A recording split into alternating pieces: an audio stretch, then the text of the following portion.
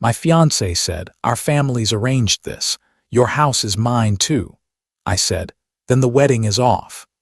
By nightfall, her mother was calling me ungrateful. Her brother was at my door, and the venue manager was forwarding me emails she sent pretending we were getting married.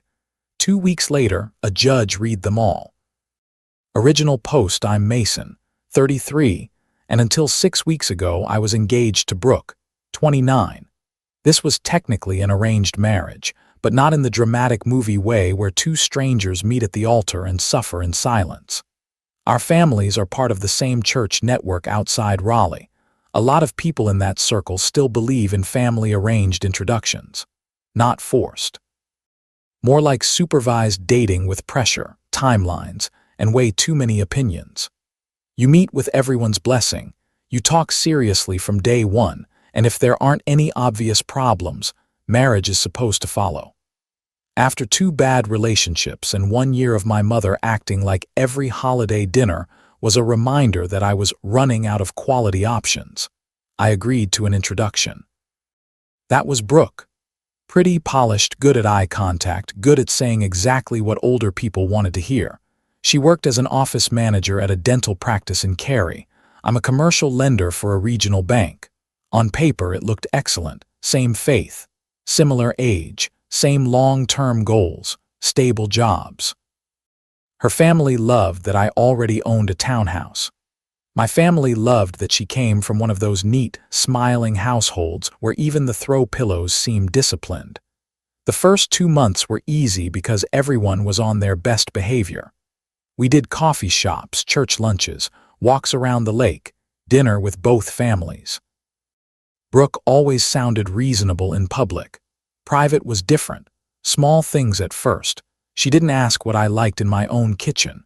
She told me what would need to be replaced. She didn't ask whether I wanted a big wedding. She said her mother had always imagined at least 200 guests, and it would mean a lot to the family if I was flexible. She referred to my guest room as the nursery once, 3 months in, then laughed when I looked at her. I told myself she was getting excited. I told myself that family-arranged relationships just moved faster and talked bigger. I told myself a lot of things because the truth would have disappointed everyone. 4 months after we met, both families pushed for an engagement. Not directly. Nobody said, "Do it now." They just surrounded us with phrases like, "When you know, and there's no point delaying blessings and marriage is built, not found." Brooke said she was ready. I was less sure but not unsure enough, so I bought a ring. It cost $4,600. That detail matters later. The engagement lasted 7 weeks. The final crack happened on a Thursday evening in my townhouse kitchen. Brooke had come over with her mother, Dana, after a meeting with the wedding venue. I had already paid a $2,400 deposit on the venue and $950 to the photographer. Brooke's family had covered the cake deposit and part of the floral package. Nobody had lost house money yet, but enough had been paid that everybody was emotionally acting like the wedding already existed. Dana was flipping through paint swatches at my island. My island. Not our future island. Not maybe one day. My current actual island. Brooke was standing in the doorway to the garage looking at the keypad and saying we should probably change the entry code after the wedding so random contractors couldn't come and go. Then she turned to me and asked for the code. I asked for what? She said she wanted it now, along with a full house key, because deliveries for the wedding would start coming soon and it made no sense for her to wait outside her own place. I said it wasn't her place. The room went still. Dana smiled that smile some mothers perfect when they want to look gracious while being insulting. Brooke set the paint cards down and walked closer like I was slow. Then she said the line, "Our families arranged this. Your house is mine too." I looked at her for maybe 3 seconds, and something in me just clicked into place. Not anger, clarity.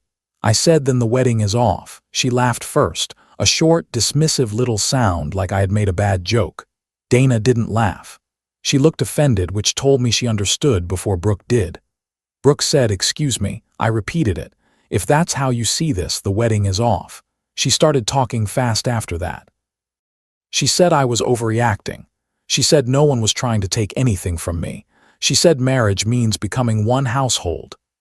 Dana jumped in and said maybe I was just nervous and men sometimes panic when things become real. I said this had nothing to do with panic. It had to do with entitlement. Brooke wasn't asking. She was claiming. That made Dana mad. She said it was insulting to speak that way after their family had opened their hearts to me. Brooke said I was humiliating her over a simple key. I told her again it was not about the key.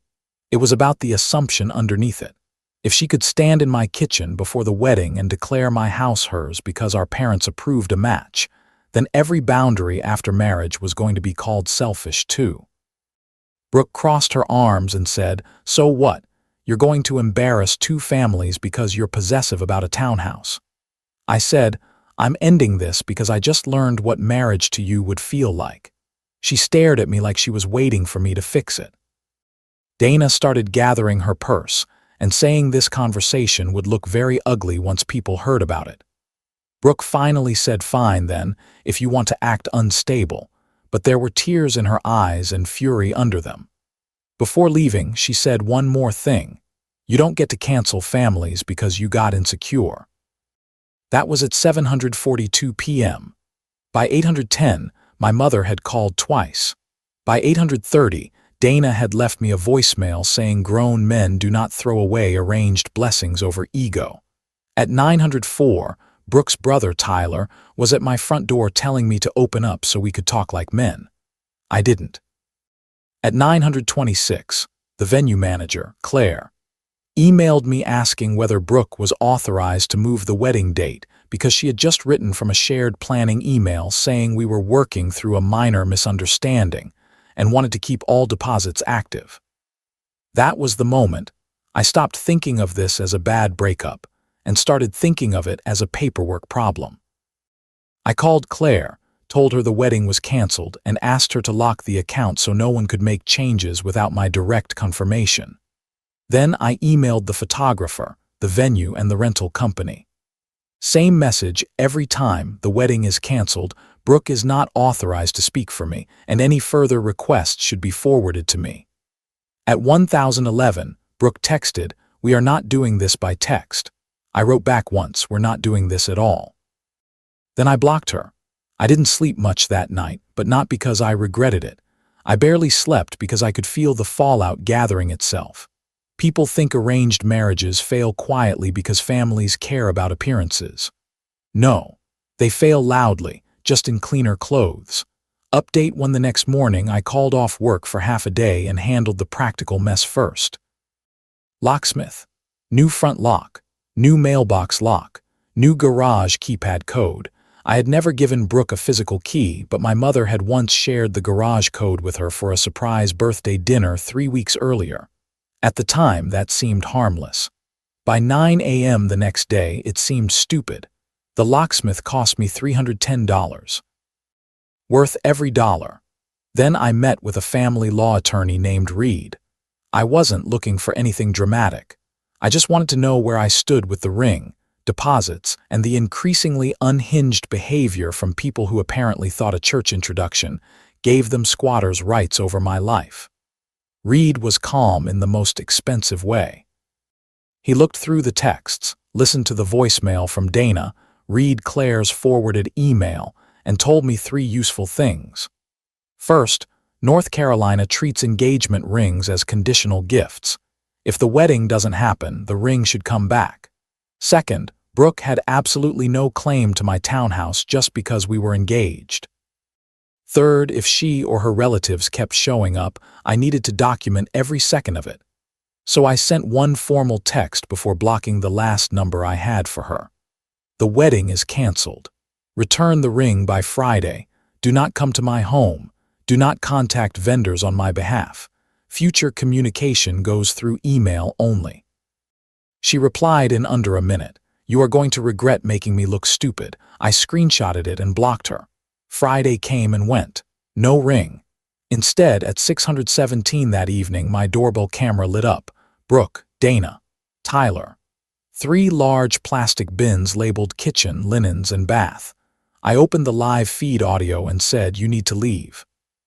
Brooke looked straight at the camera like we were in a hostage video and said she was dropping off early wedding items because once everybody calmed down, it was better they already be in the house.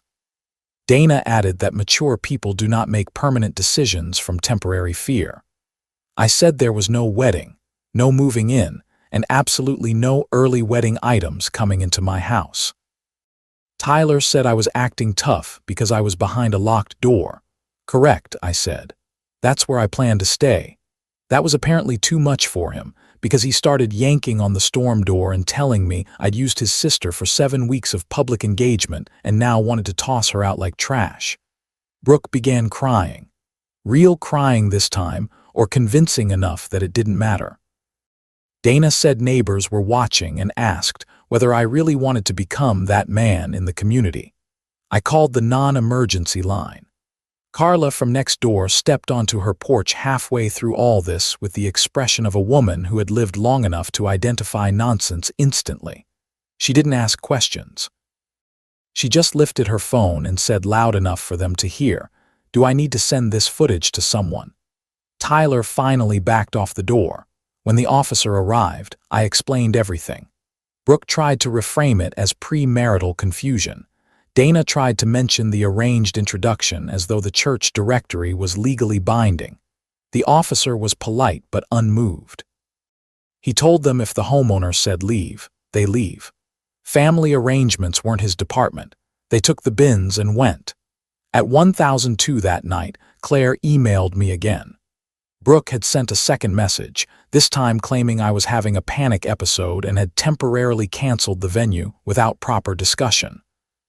She requested that all refund communication be redirected to a new personal email address she controlled because I was emotionally unreliable. Claire had ignored her and forwarded everything to me. That email made Reed visibly irritated when I sent it over. So Monday morning, he drafted a cease and desist letter covering home contact, vendor impersonation, and harassment. He also sent notice to every wedding vendor stating Brooke was not authorized to speak for me in any capacity. That same afternoon, I got the only surprising call in the whole mess. Brooke's father, Scott. He sounded tired. Not angry, tired. He said he didn't agree with how Brooke and Dana were handling things and wanted to return the ring personally. We met in the parking lot of a coffee shop off the highway. He handed me the ring box and said, "For what it's worth, you probably saw something earlier than most men would have." I said I appreciated that. Then he said something else. "She kept saying your house was security, not you, the house." That sat with me a while. Because it confirmed what I already suspected. I was never really the prize. Stability was. Meanwhile, my family was splitting down the middle. My mother was embarrassed but beginning to understand. My aunt said I should have just gotten married first and sorted power dynamics later, which is one of the dumbest things I have ever heard. My cousin Brent texted me privately and said half the church thought Brooke had overplayed her hand, but nobody wanted to say it publicly because Dana ran 3 women's committees and scared people. I went back to work Tuesday and buried myself in loan files, credit presentations, and people whose problems at least stayed inside spreadsheets. For the first time since the engagement, I felt normal for 6 straight hours. Then Brooke found a new way in.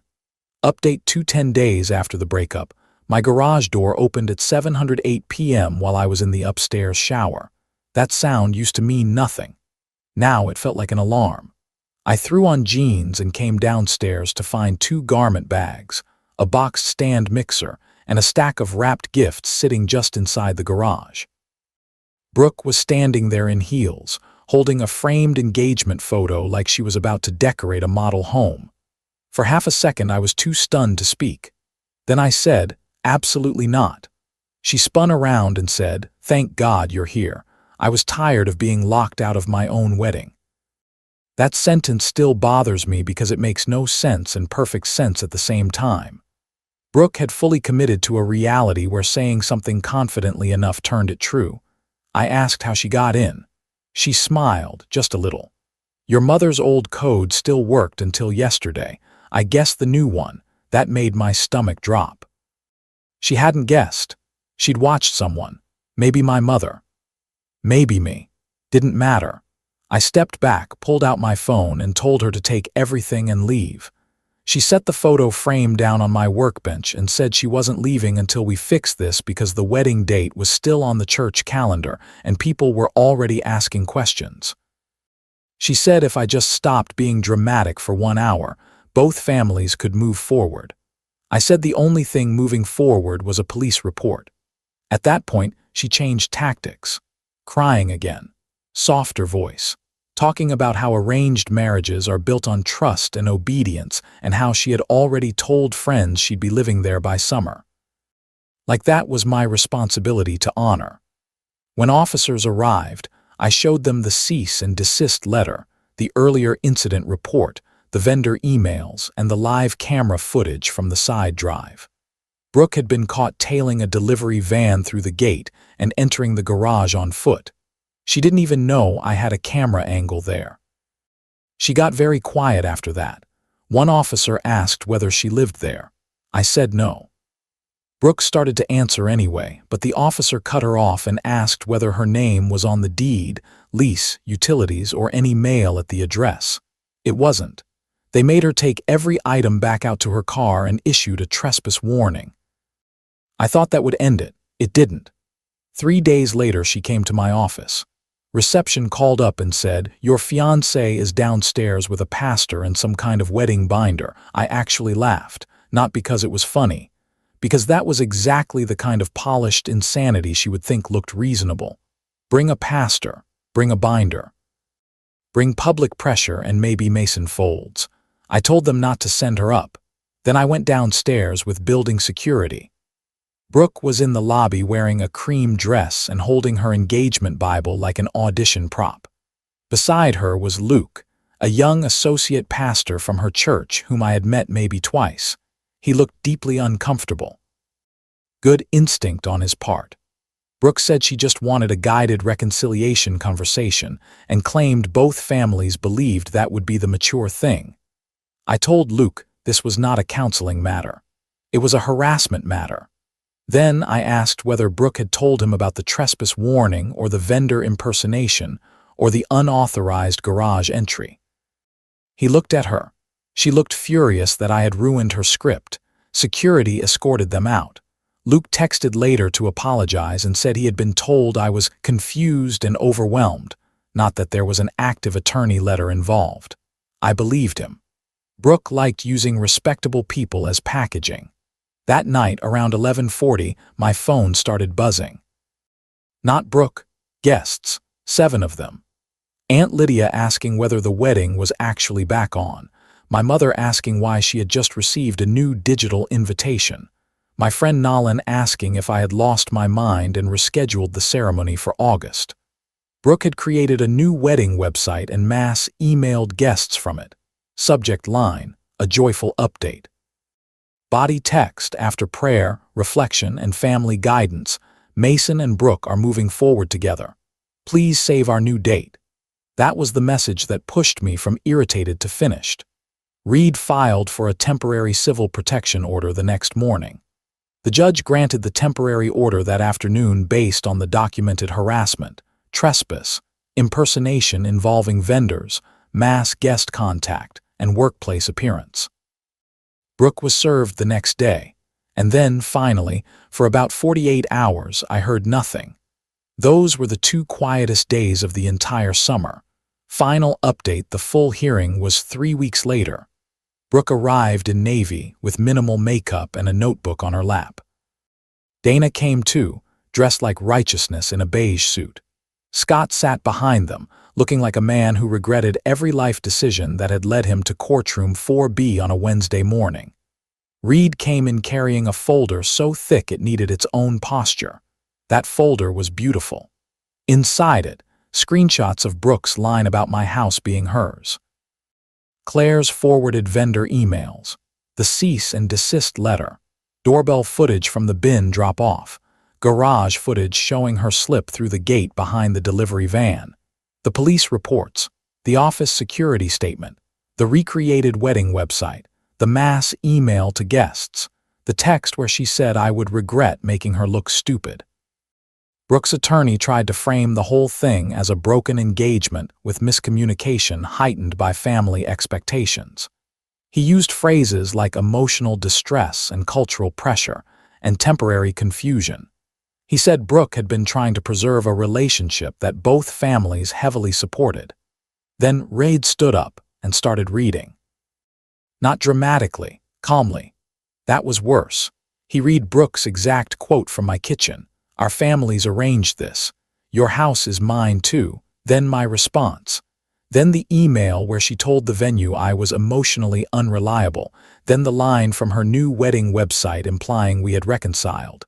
Then the police notation from the garage trespass. At one point, the judge looked directly at Brooke and asked, "Did Mr. Mason ever authorize you to enter his home, contact vendors as his representative, or send wedding updates on his behalf after the engagement ended?" Brooke tried to answer sideways. She said she believed family involvement changed the normal expectations. She said arranged engagements are more communal. She said she had been acting in good faith to save something sacred. The judge stopped her. That was not the question. Then he asked it again. Did he authorize any of that? No, she said. That ended it. The order was granted for 1 year. No contact, no showing up at my home or work. No contacting guests, vendors, church staff, or relatives to relay messages to me. No digital impersonation. No further wedding-related communication outside counsel. Dana looked furious enough to combust. Brooke looked shocked, which honestly amazed me. I don't know what part of trespassing, fake wedding updates, and attorney letters had still seemed romantic in her head. After court, Scott caught me in the hallway and apologized again. He said he should have stepped in sooner. I told him I believed him. My mother apologized too, properly this time. Not the weak kind where people say they're sorry things got messy. The real kind. She said she had pushed me toward the match because Brooke checked all the visible boxes and because she cared too much about how things looked in our community. She told me she forgot marriage is not a church committee project. It's my life. That mattered. A month later, the gossip had mostly moved on to other people's business, which is one of the only blessings of dramatic church circles. Dana apparently still tells a version where I panicked under spiritual pressure and humiliated her daughter. Brooke moved back in with her parents. The last I heard, she was telling people she had been rescued from a controlling man with asset issues, which is a creative way to describe losing a court order over a townhouse. Work got better fast once the noise stopped. I was promoted to senior portfolio officer at the end of the quarter. Better bonus, better office, less appetite for chaos. I turned the guest room into a study and home gym. No nursery jokes, no paint swatches, no bins labeled linens arriving at my door like prophecy, just my house. And the weird thing is, I don't hate arranged introductions now. I hate what people do when they confuse an introduction with ownership. Families can introduce, they can advise, they can pray, they can host dinner and say nice things and pretend they're helping, but they do not get to decide where my boundaries end. Marriage is still a choice, even when the invitation came through your mother, especially then. What Brooke wanted wasn't partnership, it was transfer, of address, of status, of security, of house keys. She kept talking about family because family sounds warmer than control. But the minute I said no, the warmth vanished and the control stayed. That told me everything. So that's the story of how my arranged engagement ended before the wedding, before the vows, and thankfully before the deed ever became part of the discussion. If you've ever seen family pressure turn a relationship into a transaction, comment below and tell me what you think. And don't forget to subscribe, like, and share if you want more stories like this, and let me know whether you've ever dealt with something similar or what your opinion is.